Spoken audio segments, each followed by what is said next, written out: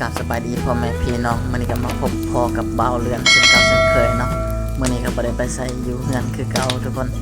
แต่ว่าเฮาได้เมนูเด็ดมามันคือเฮามียอดวายแล้วก็มีนอกคมเนาะเดี๋ยวให้แม่ครัวเพิ่นกำลังเผาอยู่เนาะนี่เป็นตาแซ่บแห้งเนาะมื้อนี้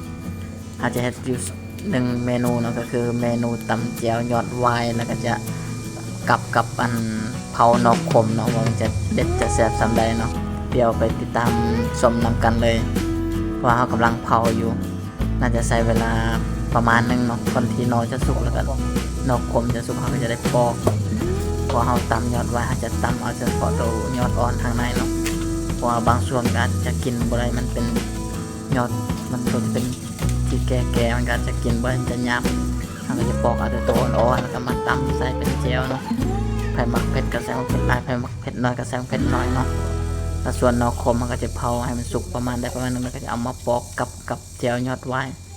เดี๋ยวไปหับไปชมนำกันเลยนะว่าสุดท้ายจะเป็นอะไรออกมาจะแซ่บบ่เดี๋ยวไปหับไปชมกันเลยเนาะ